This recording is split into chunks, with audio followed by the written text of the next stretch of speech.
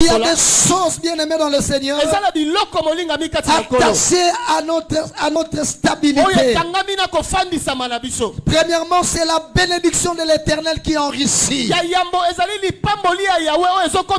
cette bénédiction ne se fait sous d'aucun chagrin.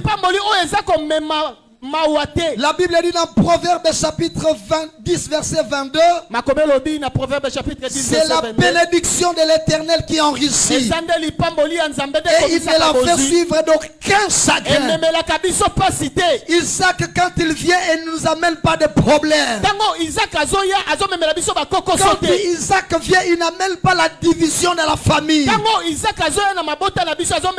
Mais Isaac, quand il vient, il amène la joie et la paix dans la famille. Si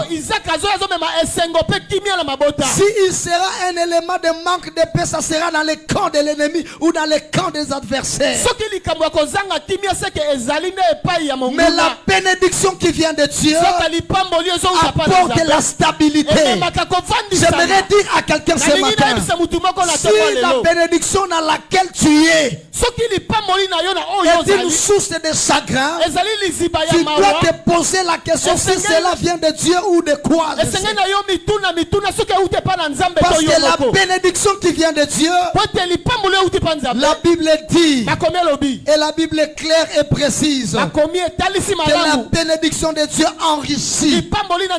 Ça veut dire qu'il y a d'autres bénédictions qui n'enrichissent pas. Et cette bénédiction ne se fait sous d'aucun chagrin. Ça veut dire aussi qu'il y a des choses ou des bénédictions qui sont suivies de beaucoup de chagrin. La naissance d'Ismaël a conduit beaucoup de choses dans le couple d'Abraham. Même dans la maison ou dans l'environnement d'Abraham. Mais la naissance d'Isaac a amené la stabilité comme on va l'étudier. La deuxième chose que j'aimerais nous dire, c'est à notre Isaac ou à notre bénédiction. C'est lui qui abandonne le Dieu de sa bénédiction, perd la protection liée à sa bénédiction. Après au moins chaque 2 mois, je répète toujours cette phrase. Si vous vous rappelez de toutes mes prédications, vous allez voir que j'insiste trop sur cette phrase. Dieu va te bénir. Dieu va te donner ton Isaac. Dieu va te donner ce travail. Ce mariage, Dieu va te le donner. Cette élévation, cette promotion, Dieu va te le donner. Mais fais attention. Si tu abandonnes le Dieu qui te donne la bénédiction, tu vas perdre aussi la protection liée à cette bénédiction. Parce qu'à chaque fois que le Dieu de la bénédiction nous donne sa bénédiction,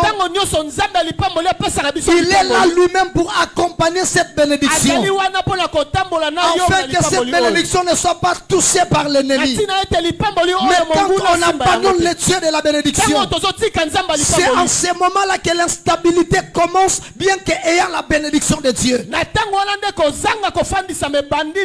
Or Dieu ne veut pas que la bénédiction qu'il nous donne nous apporte instabilité.